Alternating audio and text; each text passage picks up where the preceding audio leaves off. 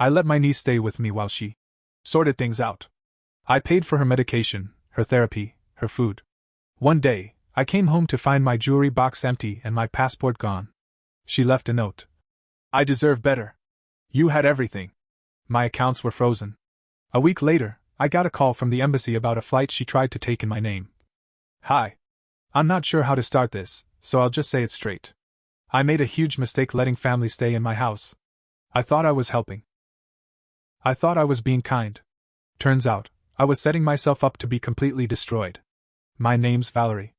I'm 49, divorced, and live just outside of Portland, Oregon, in a one-story house that I bought with part of my divorce settlement. Nothing special, just 2 bedrooms, 1.5 baths, a fenced-in yard, and enough space for me and my old grumpy cat, Milo. My life was quiet. Predictable. I had a routine. I worked at a credit union full-time. I cooked. I cleaned. I paid off my bills.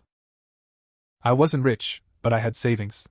I didn't bother anyone, and I liked it that way. Then my niece, Shannon, reached out to me. I hadn't seen her in over a year. Shannon is my late sister Diane's daughter. Diane died of breast cancer 5 years ago. We were never super close, but when she got sick, I helped where I could. I went with her to treatments. I visited when she was too tired to talk. And when she died, I stayed with Shannon until she turned 18. After that, Shannon just kind of drifted. I'd hear about her now and then, living with friends, couch hopping, trying out different jobs. She was one of those free spirits. I figured she'd land on her feet eventually. She always had some new plan. Some new idea. So when she messaged me out of the blue this past December and said, "Can I crash with you for a while? Just need a place to sort things out." I didn't hesitate. I said yes. I didn't ask questions. I didn't ask why now, or what sorting out meant. I just told her yes, come stay. I didn't even give her a time limit. I figured a few weeks tops. I had the space. And I felt bad. After all, I'm her only family left. That was my first mistake. Shannon showed up with one beat-up duffel bag, a phone charger, and some old sneakers. That was it. No car, no job, no real plan. She looked thin. Tired. Her cheeks were hollow, and she had deep circles under her eyes. I asked if she was eating. She said barely. I asked if she needed anything. She said, honestly? Everything. So I took her shopping. Groceries. Shampoo. A new toothbrush. A few clothes, nothing fancy, just basics. She cried in the cereal aisle. I'm not kidding. Tears. She said no one had ever cared enough to do that for her. I felt this weird mix of guilt and sadness. Like I'd failed her somehow. Like maybe I could fix it now. So I tried. I bought her a new phone plan and gave her my old laptop. I helped her sign up for therapy and paid for the first few sessions. When she said she needed medication for anxiety and depression, I paid for that too. My insurance didn't cover her, so I covered everything out of pocket. The first week, she stayed quiet. Polite.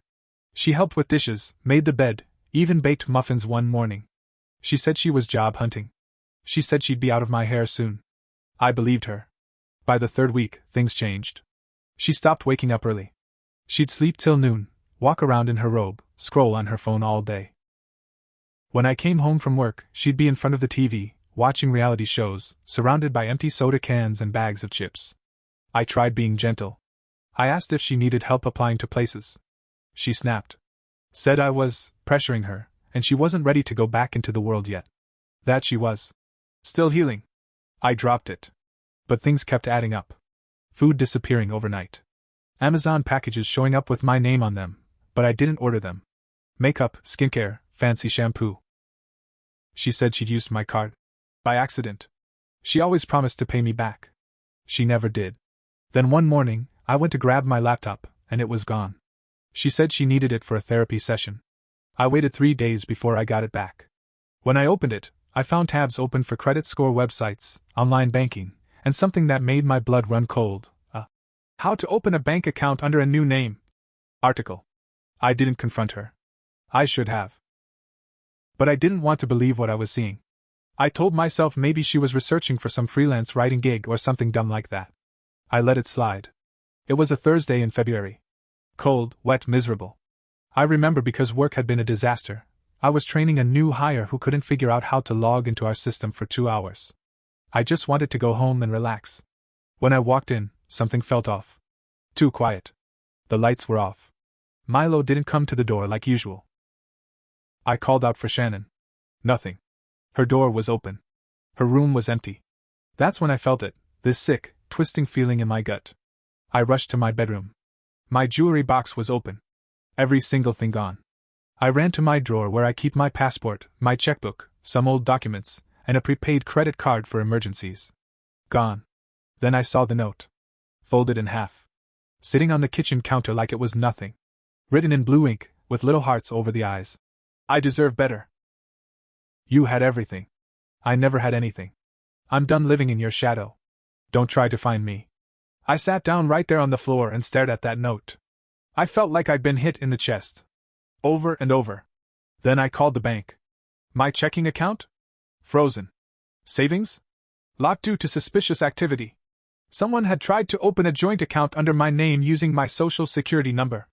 Someone tried to wire $13,750 out of my account into that fake one. I already knew who that someone was. Then the credit card company called. Multiple purchases flagged. Out-of-state gas stations. Hotel rooms. Flights. She was using my name. My identity. She didn't just steal from me. She was trying to be me. I reported everything. Filed a police report. Froze all accounts. Started the long process of trying to undo the damage. The officer told me. Identity theft like this? It's usually a stranger. Never your own family. I didn't know how to explain it. Not even to myself. 6 days later, I got a call from an unknown number. It was the U.S. Embassy in Mexico City. They said someone had tried to board a flight using my passport. But when the system scanned it, it flagged her because I had already reported it stolen. She told them she was me. She dyed her hair, wore makeup, and carried a fake ID. Said she had to get away from an abusive ex. They didn't buy it. She was being held for fraud and impersonation. But they needed me to confirm a few things. They also warned me, since it was a family member, and no formal charges had been made yet in the U.S., the case could go either way. If I didn't push, they might release her and let her return to the States without consequences. I said one word: press. I pressed charges. I signed every document they sent. I worked with local police, federal agents, a financial investigator, and even a lawyer who specialized in identity theft. But this wasn't just about making her pay. This was about making sure I got my life back. After I gave the embassy the go-ahead, I expected things to move fast. But that's not how it works. The next few weeks were the slowest of my life. Paperwork. Meetings. More paperwork. Police reports had to be filed in multiple counties. Financial institutions had to confirm every fraudulent activity. My lawyer warned me Shannon might try to spin it all as a mental health crisis. Try to manipulate the system. She'd done it before. And then, just like clockwork, she did. I got a letter from a public defender in California. Shannon had somehow managed to get back into the U.S. on a temporary release. I still don't know how. She claimed trauma, confusion, and said she didn't remember stealing my identity. She painted herself as a scared, abused young woman who'd run away and borrowed my identity out of desperation. She wasn't staying quiet either. She started telling people, online and off, that I was the villain. That I'd trapped her, that I used money to control her. That I never loved her or helped her, and I was trying to ruin her life now because I was jealous of her youth. Jealous of her. I couldn't believe it. At first, I thought maybe no one would listen. But people started reaching out. Old family friends. A few of my coworkers who had heard whispers. Some mutual contacts. The story was getting out. And she was twisting it. Then came the worst part. I found out about it when I was served at my front door. The sheriff's deputy looked uncomfortable. I remember his exact words. She's claiming harassment, ma'am. Says you threatened her online? I laughed. I couldn't help it. I haven't spoken to her since she ran off with my identity. He just nodded. Doesn't matter. Judge has to see it now. I had to take time off work to show up in court and defend myself. Shannon wasn't even there in person. She zoomed in from some shelter in LA, crying on camera, talking about how scared she was of me. How I'd always been controlling and financially abusive. She claimed I screamed at her, locked her in a room, and threatened to ruin her credit. For fun. It was total fiction. But you know what? She was good at it. Really good. If I didn't have a lawyer, I don't know what would have happened. We had proof.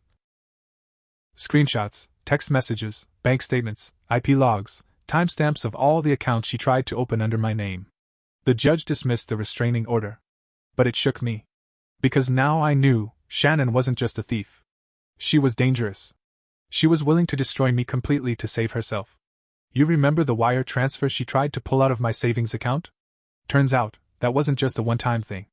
The forensic accountant found something deeper. A long list of attempts to merge and clean accounts. She had built an entire identity, credit cards, new social media profiles, even a fake LLC using my name as the registered agent. She used AI-generated headshots for fake client profiles and started submitting tax forms under my social security number to claim contractor income. I'm not exaggerating when I say she was turning me into a ghost while she lived as me. She was planning to disappear. Start over. With my life. That's when something snapped inside me. This wasn't just revenge anymore. This was war. First, I tracked down every person who had interacted with her scam identity. Most of it came from my own accounts, emails, DMs, messages from freelance platforms and loan sites. She had convinced a woman in Nevada to send her $4,000 for a custom website build. Never delivered it. The woman thought I scammed her. I video called the woman and explained everything. Showed her the police reports. She agreed to testify if needed. Then I contacted her therapist, the one I paid for, and gave them the case file. Not only did they drop her, but they also flagged her for medical fraud because she used my insurance details for several follow-up appointments after she left. I contacted every friend she had badmouthed me to. I sent them a simple message. Here's the full police report. If you want to see what she did to the only person who took her in, read it. Some apologized. Some stayed quiet. A few admitted she had tried borrowing money from them too. Lies. All of it. One of her old boyfriends even called me. Said Shannon stole from him too, his mom's jewelry, some old family photos, even a PlayStation she pawned. She'd blamed me for the fallout. Told him I forced her to steal. I helped him file a police report. She emailed me. The subject line just said, "Please." I almost deleted it. But I opened it. I know you hate me. I just want a chance to explain. I was sick. I was desperate. I never meant to hurt you. Please. Can we talk? I'll pay you back. I promise. I don't want to go to prison. I just want help. It was signed, Love, Shannon. She even attached a photo of her as a little girl. From a birthday party. Holding a cupcake. I stared at it for a long time. And then I forwarded it to my lawyer. Because here's the thing, when someone sets your house on fire, you don't invite them back in for dinner. After Shannon emailed me, things got quiet. Too quiet. No more messages. No more court notifications. No more updates from my lawyer. My bank said the fraud claims were moving forward, but everything felt like it was on pause. I started sleeping again, barely. Milo never left my side. Every time I heard a noise outside, I checked the window. I had my locks changed. I installed cameras. I couldn't relax. Then, about 3 weeks later, I got a call from my HR department at work. The woman's voice was nervous. Valerie, did you recently apply for unemployment benefits? No, I said. Silence. Someone just submitted a claim using your full name and social security number. It was flagged. State's investigating it, but we need to confirm, it wasn't you. No. It wasn't. More silence. Okay. I'm going to document this and escalate it internally. I hung up. I don't even know how Shannon pulled that one off. I thought we had locked everything down. But she must have found some leftover document, or filed it before the fraud alert took effect. She wasn't just trying to steal from me anymore. She wanted to ruin me. It didn't matter that the HR rep knew I'd been a victim. Once a report like that gets filed, it triggers all kinds of audits. Compliance, fraud prevention, internal security. They had to open a file on me. And until the state verified that the unemployment claim was fake, I was under review. I had been with the credit union for 11 years. Never had a bad write-up. Never called in sick unless I had to. But now I was being investigated for potential fraud, because of Shannon. I broke down that night. First time in months. I sat on the kitchen floor, Milo in my lap, sobbing like I hadn't since the divorce. This girl, this woman I took in, clothed, fed, protected, she had burned my life down, and now she was dancing in the ashes. My lawyer called me on a Sunday, out of the blue. He sounded excited. Valerie. he said. We have something. Turns out, Shannon had slipped up. When she tried to file the unemployment claim, she used an old address she'd memorized from a hospital bill I left on the table once. But here's the mistake: she used it after the fraud alert was set on my credit file. The attempt triggered a federal alert. That flagged her IP address and location. She filed it from a co-working space in Los Angeles. And guess what? That co-working space had security footage. There she was, in plain sight, sitting at a computer in a bright red hoodie, typing for over an hour. We got timestamps, footage, and a witness. One of the staff members remembered her because she asked if they had a VPN she could borrow. She knew she was doing something illegal. My lawyer added this to the growing pile of evidence and contacted the district attorney handling the identity theft case. That's when things really took off. After the district attorney opened a full investigation, more people started stepping up. A woman from Colorado filed a statement saying Shannon, pretending to be me, scammed her out of $2,000 for legal consulting. A small business owner in Arizona said Shannon applied for a grant using my name and his EIN number. They had never even met. I couldn't believe how far she had taken it. This wasn't just about me anymore. She was building an entire web of lies around my identity and collecting cash from anywhere she could. They found 5 separate online bank accounts in my name, all linked to different email addresses, all created over a 2-month period, all tied back to either her old devices or her current location. The DA called it systematic, predatory identity theft. They added more charges. Now it wasn't just identity theft. It was wire fraud, tax fraud, computer crimes, and grand larceny across state lines. Federal now. Shannon had crossed the line. And the FBI was involved. It was from someone I didn't know. A burner email. No name. You don't know what she's running from. You think you're the only victim? You're not. You're just the only one she got that close to. I read it 3 times. I forwarded it to my lawyer, but I couldn't stop thinking about it. Who was Shannon running from? What was she hiding? That night, I went into the guest room where she stayed. I hadn't touched it since she left. The bedding was still the same. Her old makeup brushes still in the drawer. A few hairpins. Nothing useful. But then I checked under the bed. That's where I found the binder. It was zipped up in a laptop sleeve. I didn't notice it before. Inside were receipts, names, half-written plans, bank routing numbers, passwords written on sticky notes, and photos. Lots of photos. Of me. Some were printed. Others were screenshots from my social media, from my LinkedIn, even from work newsletters. She'd been collecting pictures of me for years.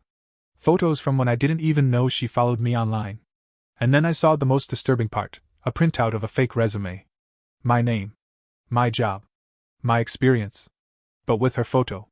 She wasn't just trying to ruin me financially. She was trying to become me. After I found that binder, something inside me finally clicked into place. This wasn't just some impulsive crime. This wasn't some desperate girl acting out of pain. Shannon had been planning this. Slowly. For years. Since the moment she moved in, maybe even before that, she had studied me. Learned everything about my life, my habits, my routine. She built a version of me in her head, only better, more glamorous, more in control. That's the version she wanted to be. And when she realized she couldn't have it on her own, she decided to take it from me. That was the moment I stopped feeling bad for her. I stopped remembering the little girl with the cupcakes. This wasn't family anymore. This was a predator. And I was going to finish what I started. 2 days after I found it, I sat in a downtown federal office across from 2 serious-looking agents. I handed over the laptop sleeve. One of them flipped through the binder and didn't say a word for almost 10 minutes. Then he looked up and said, "This changes everything. The photos. The passwords. The routing numbers. The fake resumes. It proved intent. It showed planning. Premeditation. She didn't just steal an identity, she built a system around it. And she left behind a trail of digital and physical evidence that tied every step back to her. The case was airtight now. They moved fast. Shannon was arrested at a shelter in downtown LA at 4:35 a.m. during a federal sweep. She was trying to apply for another grant using a stolen identity. Not mine this time, some woman from Florida. They brought her in on 17 charges. I remember each one because I sat in the hearing and listened to them read every count out loud while she stood there in shackles, jaw clenched, wearing someone else's coat and fake glasses. Wire fraud. Aggravated identity theft. Bank fraud. False statements. Unemployment fraud. Impersonation of a federal employee. It kept going. She didn't say a word. Didn't look at me once. Her public defender argued mental illness. Claimed Shannon had undiagnosed personality disorders, childhood trauma, abandonment issues. They said she latched onto me because I was her last emotional connection to stability. They called her a victim of her own mind. But the court didn't buy it. Not after seeing the level of detail in that binder. Not after hearing from 6 other victims she scammed across 4 states. Not after reviewing the fake tax filings, the IP logs, the hotel surveillance, and the hours of emails she sent pretending to be me, one of which was her applying to my old college for a replacement diploma under my name. She wanted to erase me. She wanted to take every part of my life and wear it like a costume. But the costume didn't fit anymore. Because I made sure everyone knew who she really was. At sentencing, the judge looked her dead in the eye and said, "You stole not just money or information. You stole trust. You stole safety. You stole a person's identity and tried to bury the real one under your lies." She got 18 years in federal prison. No parole for at least 13. I watched her mouth fall open when she heard the number. Then she finally looked at me. For the first time since she left that note on my counter, she looked at me. And I smiled. After the trial, I filed a civil suit. Not just against Shannon, but against the online bank that let her open fraudulent accounts without verification. Against the credit monitoring service that failed to alert me in time. Against the therapist's office that gave her access to my records after I had already flagged the identity theft. Some of them settled. Some didn't. But I made noise. I went public. I gave an interview to a local paper. Then a podcast. Then another. People came forward. Women mostly. Women who'd let someone crash on their couch for just a few weeks. Women who gave someone their passwords out of kindness. Women who said yes to someone who used to be family, and got crushed for it. It turns out Shannon wasn't one in a million. She was one of many. I started a nonprofit last year. Small, just me and a few volunteers. We help victims of identity fraud, especially those hit by someone they trusted. I named it Binder File. Because that binder? It saved me. It told the truth when everything else was chaos. Last month, I got a letter. Handwritten. No return address. But I recognized the handwriting. Shannon. Inside was one line. "I hope you're happy. You destroyed my life." No apology. No responsibility. Just blame. I didn't reply. I burned the letter in the backyard while Milo sat next to me, purring like nothing ever happened. I stood there until the paper turned black and floated away. She thought she destroyed my life. But all she did was hand me the match. And I made damn sure the fire didn't stop with her.